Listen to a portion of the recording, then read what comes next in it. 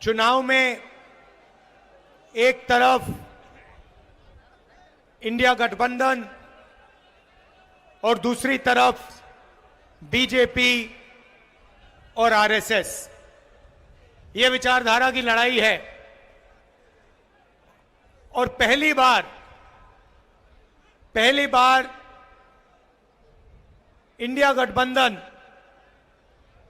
संविधान और लोकतंत्र की रक्षा कर रहा है और बीजेपी आरएसएस के लोग संविधान को और लोकतंत्र को खत्म करने में लगे हुए हैं। आपने सुना होगा, बीजेपी के नेताओं ने कहा कि अगर हम चुनाव जीत गए तो संविधान को हम बदल देंगे। सबसे पहले मैं इनसे कहना चाहता हूं, दुनिया में ऐसी कोई शक्ति नहीं है जो हिंदुस्तान के संविधान को बदल सके।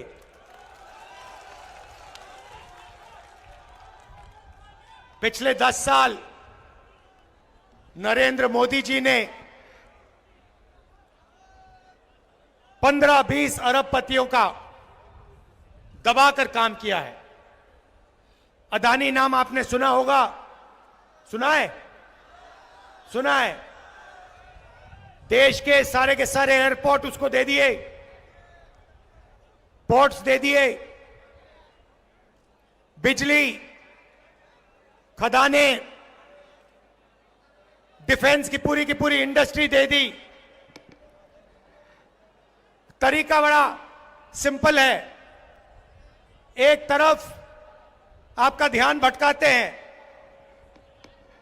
दूसरी तरफ हिंदुस्तान का पूरा धन इन्हीं 20-25 लोगों को दे देते हैं। पता नहीं आपको मालूम या नहीं, नरेंद्र मोदी जी ने हिंदुस्तान के सबसे अमीर अरबपतियों का 16 लाख करोड़ रुपया कर्जा माफ किया है। आप जानते हो 16 लाख करोड़ कितना होता है? नहीं, बहुत होता है, मगर कितना होता है मैं आपको बताता हूं। हमने किसानों का कर्जा माफ किया था ना, जब यूपीए की सरकार थी। अगर आप 25 बार किसानों का कर्जा माफ करो या 25 साल का मनरेगा का पैसा, इन्होंने 10-15 लोगों का कर्जा माफ किया है। आज हालत यह हो गई है कि 22 ऐसे लोग हैं जिनके पास उतना ही धन है जितना 70 करोड़ हिंदुस्तानियों के हाथ में। एक तरफ 22 लोग, दूसरी तरफ 70 करोड़ लोग, और 2 हिंदुस्तान बन गए हैं। और आप देखते हो, हिंदुस्तान का किसान, मजदूर, छोटा व्यापारी रोज देखता है 20-25 अरबपति हैं, जो भी सपना देखना चाहते हैं पूरा कर देते हैं। हवाई जहाज में उड़ते हैं, करोड़ों रुपए की गाड़ियों में घूमते हैं, और बैंक का पूरा पैसा नरेंद्र मोदी जी ने इन लोगों को दिया है। पैसा कहां से आता है? जीएसटी से आता है। आपका पैसा है। आप अगर शर्ट खरीदते हो 500 रुपए की, जितनी जीएसटी आप देते हो उतनी जीएसटी अदानी देता है। आपकी आमदनी हजारों में, उसकी आमदनी हजारों करोड़ों में, मगर जितनी जीएसटी आप देते हो उतनी जीएसटी वो देता है। यह हिंदुस्तान की सच्चाई है। और ये 20-25 बड़े अरबपति चाइना का माल हिंदुस्तान में बेचते हैं। नरेंद्र मोदी एक तरफ मेक इन इंडिया कहता है और दूसरी तरफ जो लोग मेक इन इंडिया कर सकते हैं, छोटे व्यापारी, छोटे बिजनेस वाले, कारीगर, उनके लिए वो नोटबंदी और जीएसटी कर देता है और उनको खत्म कर देता है। उसको कोई मेक इन इंडिया नहीं चाहिए, उसे सिर्फ मेक इन चाइना चाहिए, क्योंकि वो चाहता है कि चाइना का माल हिंदुस्तान में बिके और अरबपतियों का उसका फायदा हो। अब आप मुझसे सवाल पूछोगे इंडिया गठबंधन क्या करेगा। मैंने आपको बोला एक तरफ 22 लोग, दूसरी तरफ 70 करोड़ लोग, और आप मुझसे पूछोगे ठीक है आपने हमें बता दिया कमी कहां है, मगर कांग्रेस पार्टी और इंडिया गठबंधन क्या करने जा रही है, बेरोजगारी के बारे में क्या करने जा रही है, गरीबी के बारे में क्या करने जा रही है, किसानों की मदद कैसे करेगी, ये आपके दिल में सवाल है। तो आज मैं आपको इन सवालों के जवाब देने आया हूं और हम साफ बता देते हैं। और मैं आपको आज 3-4 चीजें कहने आया हूं। सबसे पहले गरीबी। नरेंद्र मोदी जी ने लाखों करोड़ रुपए अरबपतियों को दिए। मैं आपको बता रहा हूं इंडिया गठबंधन जितना पैसा उन्होंने अरबपतियों को दिया है उतना पैसा हम हिंदुस्तान के गरीबों को देने जा रहे हैं। अच्छा लगे ना लगे हम ये काम करने वाले हैं। मीडिया वाले कहेंगे कि देखो अगर किसानों का कर्जा माफ होगा तो किसानों की आदत खराब होगी। कहते थे मनरेगा में मजदूरों की आदत खराब होती है, मगर यह कभी नहीं कहते कि जब नरेंद्र मोदी ने 16 लाख करोड़ रुपए अरबपतियों का कर्जा माफ किया तो उनकी आदत खराब होती है। यह कभी नहीं कहते। तो मैं सिर्फ एक बात कह रहा हूं, अगर उनका कर्जा माफ होगा तो किसानों का भी होगा। अगर उनको पैसा मिलेगा तो मजदूरों को, किसानों को, बेरोजगार युवाओं को भी मिलेगा। तो हमारा पहला कदम, जिसे हम महालक्ष्मी योजना कहते हैं, क्रांतिकारी काम है। दुनिया की किसी भी सरकार ने यह काम नहीं किया आज तक। किसी भी देश की सरकार ने जो हम करने जा रहे हैं यह सोचा भी नहीं है। और मैं आपको बता रहा हूं, जैसे ही हमने यह काम किया बाकी देशों की सरकार लाइन लगा देंगी और सारी की सारी एक के बाद एक यही क्रांतिकारी काम करना शुरू कर देंगी। लिख के ले लो। तो महालक्ष्मी योजना क्या है? हिंदुस्तान के सारे गरीब परिवारों की हम लिस्ट बनाएंगे। उसमें से आपके भी नाम होंगे। सारे परिवारों की लिस्ट बनेगी और हर गरीब परिवार में हम एक महिला को चुनेंगे। हर गरीब परिवार में से एक महिला को चुनेंगे और फिर हर साल उसके बैंक अकाउंट में कांग्रेस पार्टी 1 लाख रुपया सीधा डाल देगी। 8,500 रुपए महीने के, 1 लाख रुपए साल के, इंडिया गठबंधन ठगाठक हर महीने हजारों करोड़ रुपए हिंदुस्तान के सबसे गरीब परिवारों को सीधा बैंक अकाउंट में जाएगा। आंगनवाड़ी और आशा की महिलाएं, आप अच्छी तरह सुन लो, जो आज आपको आमदनी मिल रही है उसे हम चुनाव के बाद दुगना करने जा रहे हैं। अब युवा कहेंगे राहुल जी हमारा क्या होगा? नरेंद्र मोदी जी ने हमें झूठ बोला, 2 करोड़ रोजगार की बात की, 15 लाख रुपए बैंक अकाउंट में डालने की बात की, मगर सीधा हमारे मुंह पे नरेंद्र मोदी ने झूठ बोला। तो मैं आपको 2-3 चीजें कहना चाहता हूं। सबसे पहले हमने चेक किया, हिंदुस्तान की सरकार में 30 लाख खाली पोस्ट पड़ी हुई हैं। सबसे पहला काम, ये जो 30 लाख सरकारी नौकरियां हैं हम आपके हवाले कर देंगे। दूसरा काम, पहले हिंदुस्तान के युवाओं को सेना में रोजगार मिलता था, पेंशन मिलती थी, अगर कुछ होता, शहीद होते तो शहीद का दर्जा मिलता था, कैंटीन मिलती थी। नरेंद्र मोदी जी ने वो सब बंद कर दिया, दो तरीके के शहीद बना दिए। एक जो नॉर्मल जवान है और दूसरा जिसको आज हम अग्निवीर कहते हैं। शहीद होंगे तो अग्निवीर को शहीद का दर्जा नहीं मिलेगा, उसको कैंटीन नहीं मिलेगी, उसको पेंशन नहीं मिलेगी, उसको ट्रेनिंग 6 महीने की मिलेगी। चाइना का जवान 5 साल ट्रेनिंग करके आएगा और हमारा अग्निवीर 6 महीने की ट्रेनिंग लेकर उसके सामने खड़ा हो जाएगा। नतीजा आपको मालूम है।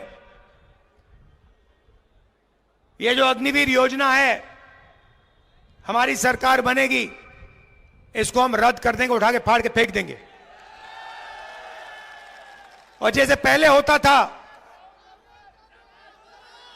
पेंशन मिलेगी, शहीद का दर्जा मिलेगा, कैंटीन मिलेगी। देखिए, ये अग्निवीर योजना सेना नहीं चाहती, ये प्रधानमंत्री का निर्णय है, पीएम ऑफिस ने ये योजना बनाई है।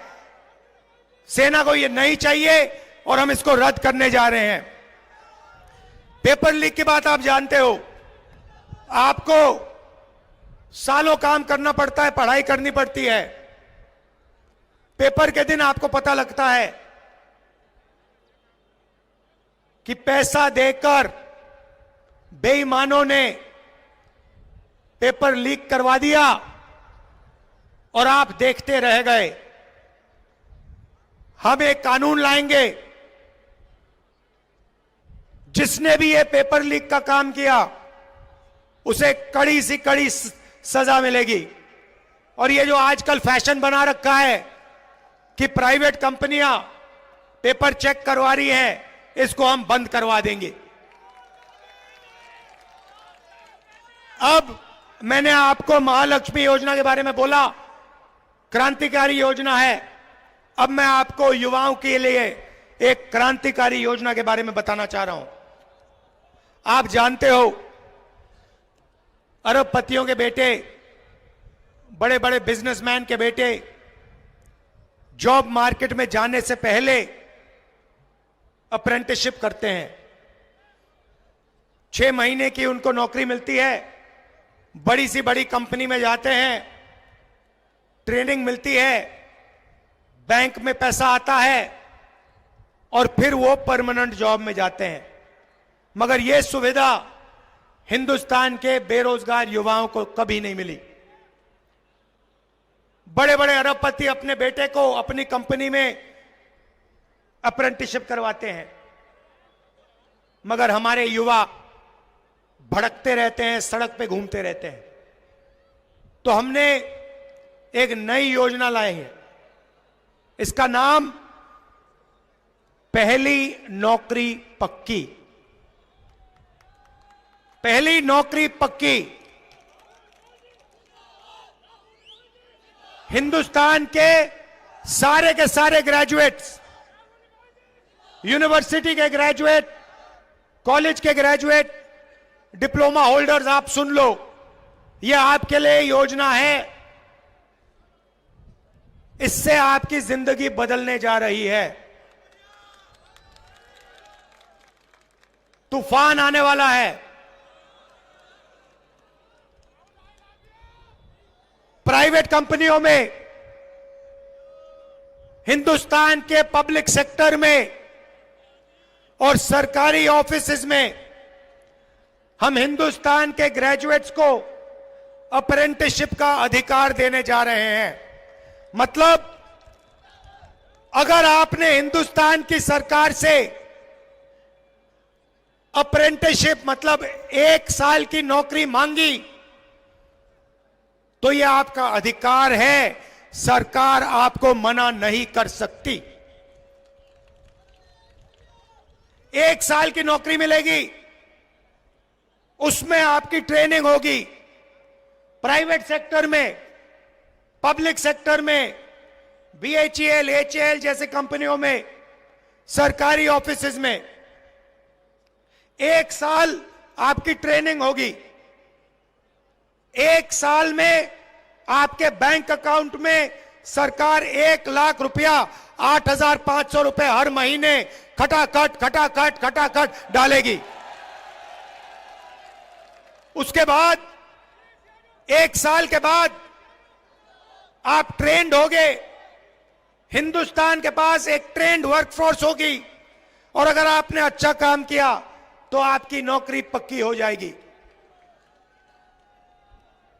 क्रांतिकारी काम है और ये हम आपके लिए करने जा रहे हैं। यहां किसान भाई हैं और नरेंद्र मोदी जी ने आपको सबसे ज्यादा तंग किया है। मैं जानता हूं, आप देखते हो अरबपतियों का कर्जा माफ होता है, दिल में आपको दर्द होता है और जब अपना अनाज बेचने जाते हो आपको सही रेट कभी नहीं मिलता और आपके दिल में यही 2 सवाल हैं। पहला, हमारा कर्जा कभी माफ क्यों नहीं होता, और दूसरा, हमें धान के लिए, शुगर केन के लिए, गेहूं के लिए सही दाम कभी नहीं मिलता, क्यों? तो इन 2 सवालों के जवाब मैं आपको देने आया हूं। जैसे ही हमारी सरकार आएगी, जैसे हमने यूपीए के समय किया था, वैसे ही हम किसानों का कर्जा माफ करने जा रहे हैं। और सिर्फ एक बार नहीं भाई, हम किसानों का एक कमीशन बैठाएंगे और जब भी किसानों को कर्जा माफी की जरूरत होगी वो कमीशन किसानों का कर्जा माफ करेगा। और दूसरा काम, ऐतिहासिक और क्रांतिकारी काम, पहली बार हिंदुस्तान में किसानों को कानूनी मिनिमम सपोर्ट प्राइस एमएसपी दी जा रही है। सारे के सारे किसानों को मिनिमम सपोर्ट प्राइस, कानूनी minimum support price Congress party और इंडिया गठबंधन देने जा रहा है। अब यहां मजदूर बैठे हैं, खड़े हैं, आप कहोगे गरीबों के लिए आपने काम किया, किसानों के लिए काम किया, मजदूरों का क्या होगा? सबसे पहले महालक्ष्मी योजना में आपका फायदा होगा। आपके बैंक अकाउंट में हर साल 1 लाख रुपया आएगा। मगर हम बात वहां नहीं रोकेंगे। मनरेगा का आज कितना पैसा बनता है, कितना है रेट, कितना है मनरेगा का? कितना है मनरेगा का? 200, चुनाव के बाद 400। आशा और आंगनवाड़ी महिलाओं को क्या रेट मिलता है? कितना? उसे डबल कर दो, दुगना कर दो उसे। तो 2 चीजें आपसे कहना चाहता हूं। सबसे पहले संविधान की रक्षा, और दूसरी चीज, जितना पैसा नरेंद्र मोदी जी ने अरबपतियों को दिया है उतना पैसा इंडिया गठबंधन की सरकार, कांग्रेस पार्टी की सरकार गरीबों को, किसानों को, मजदूरों को देने जा रही है। कर लो जो करना है, हमें कोई फर्क नहीं पड़ता। आपने देखा होगा, ये मीडिया वाले यहां बैठे हुए हैं, भाई और बहनों, मीडिया वाले कभी किसान की बात करते हैं, मजदूर की बात करते हैं, गरीबों की बात करते हैं? ना। मैं आपको बताता हूं क्यों नहीं। मैंने आंकड़े निकाले। भाई और बहनों, हिंदुस्तान में पिछड़े वर्ग के कितने लोग? सन्नाटा छा गया, किसी को नहीं मालूम। कितने लोग हैं पिछड़े वर्ग के हिंदुस्तान में? किसी को नहीं मालूम। देखा ना, यही प्रॉब्लम है। आपको अपनी शक्ति नहीं मालूम। दलित कितने? देखो, शक्ति नहीं मालूम। आदिवासी कितने, किसी को नहीं मालूम। यही प्रॉब्लम है। मैं बताता हूं। सबसे पहले आदिवासी 8%, दलित 15%, और आज तक पिछड़ों के बारे में कोई नहीं जानता। आपकी सबसे बड़ी आबादी है, मगर हिंदुस्तान में किसी को नहीं मालूम कि पिछड़े वर्ग के कितने लोग हैं। अगर मैं अखिलेश जी से पूछूं, वो भी आपको नहीं बता पाएंगे कि आज हिंदुस्तान में पिछड़े वर्ग के कितने लोग हैं। सबसे ज्यादा हैं, मगर बता नहीं पाएंगे, क्योंकि हिंदुस्तान की सरकार यह आंकड़ा हिंदुस्तान की जनता को नहीं देना चाहती है। यह है जादू। भाई और बहनों, मीडिया के मालिकों की लिस्ट निकाली मैंने, मीडिया की बड़ी बड़ी कंपनियों की लिस्ट निकाली, ये जो एंकर्स है ना हिंदुस्तान में, इनकी लिस्ट निकाली, बड़े बड़े पत्रकारों की लिस्ट निकाली। भाई और बहनों, इनमें एक पिछड़ा नहीं मिला मुझे,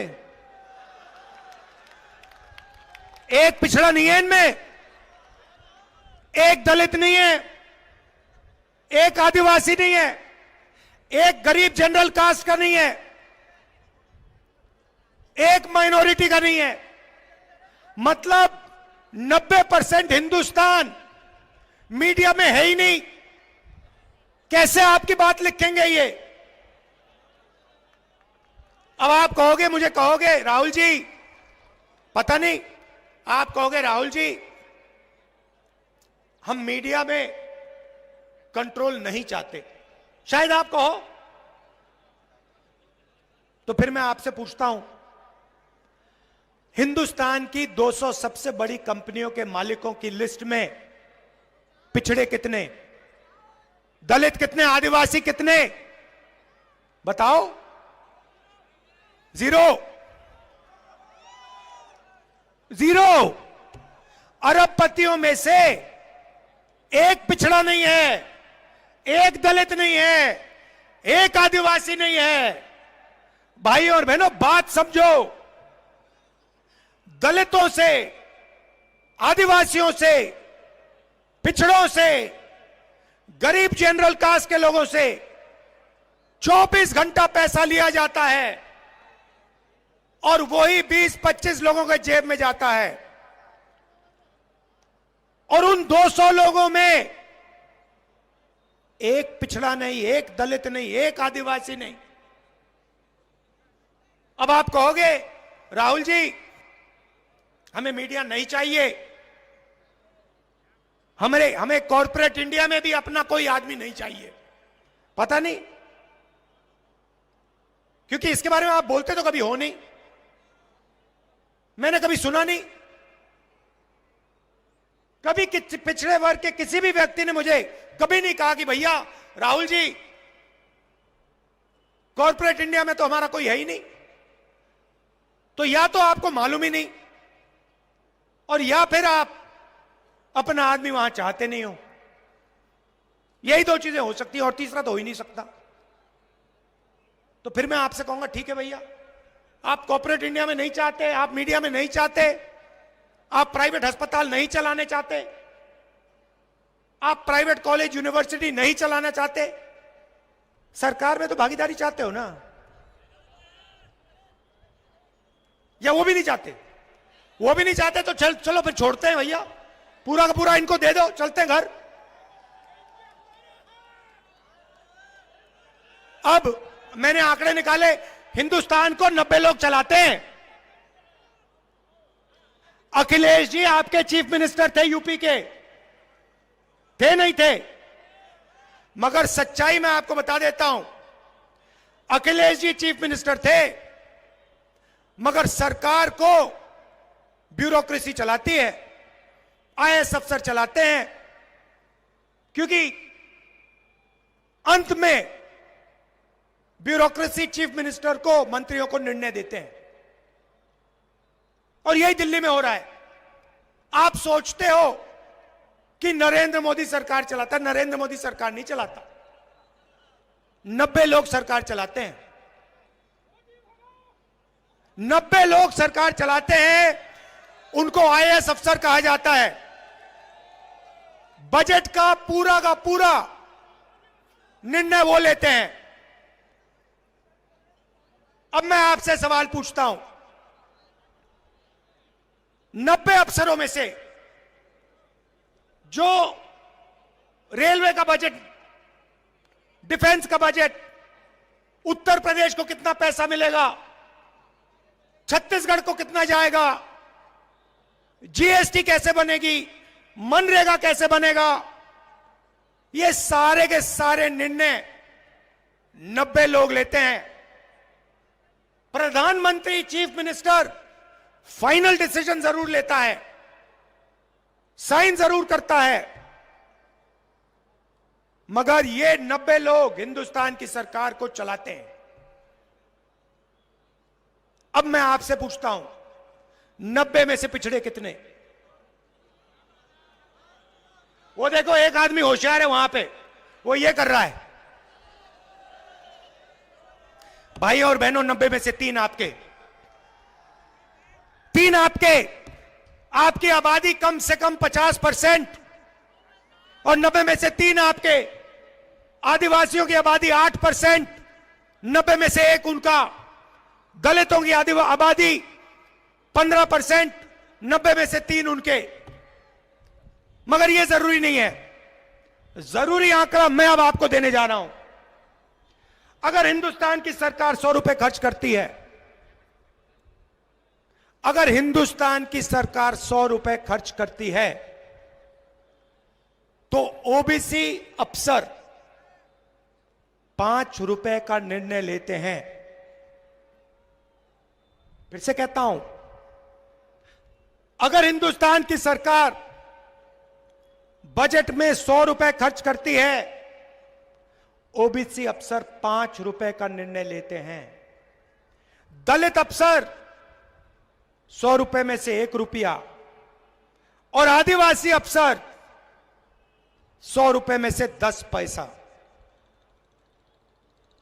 इन सबको जोड़ो, आपकी आबादी 73% है। 73% लोग 100 रुपए में से 6 रुपया 10 पैसा का निर्णय लेते हैं। आपको लग रहा है कि आपके साथ अन्याय हो रहा है, मगर कितना और कैसा अन्याय हो रहा है वो आपको बात समझ नहीं आ रही। वो आज मैंने आपके सामने रखी है। अब आप कहोगे राहुल गांधी ने समस्या तो बता दी मगर इलाज नहीं बताया,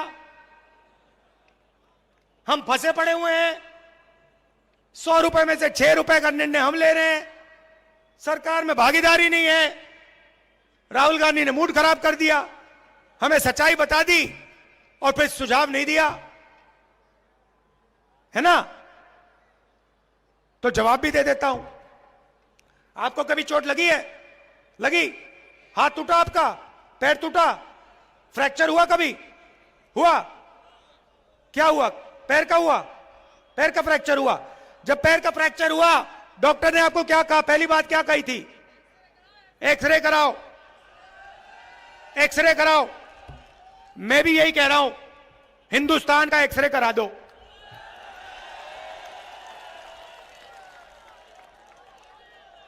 हिंदुस्तान का एक्सरे करा दो और पता लगा दो कि हिंदुस्तान की संस्थाओं में, सरकार में, बड़ी बड़ी कंपनियों में, प्राइवेट अस्पतालों में, प्राइवेट कॉलेज यूनिवर्सिटी में हिंदुस्तान की 90% आबादी में से कितने लोग हैं? जाति जनगणना भाइयों और बहनों, जाति जनगणना, हिंदुस्तान का एक्सरे। सरकार आएगी,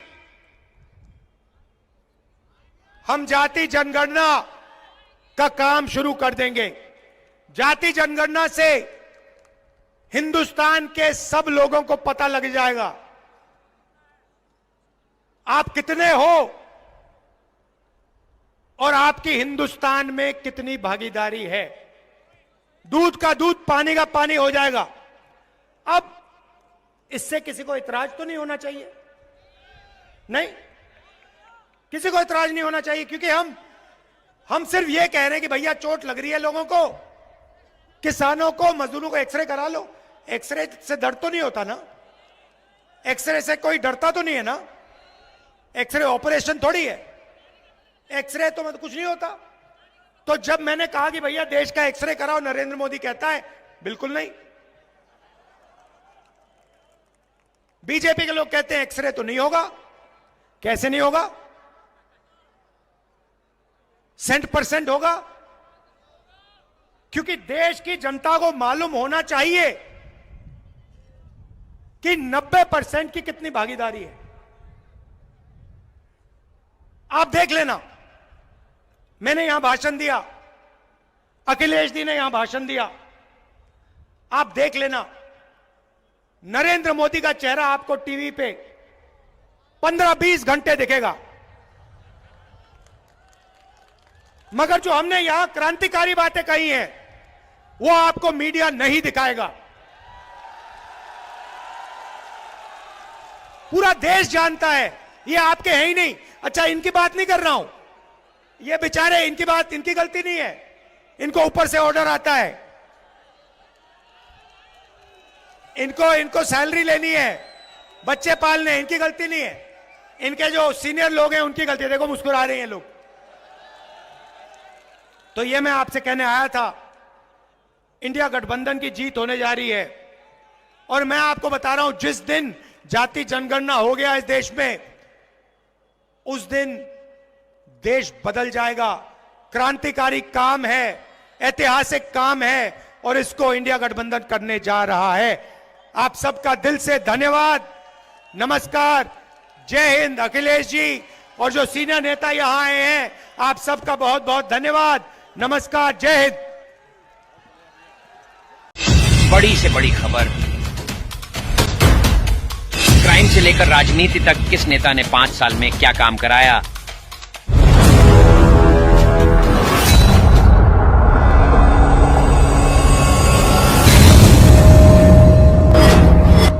मिलेगी सबसे पहले हर खबर चेंजिंग फ्यूचर न्यूज पर, जो बदलेगा आपका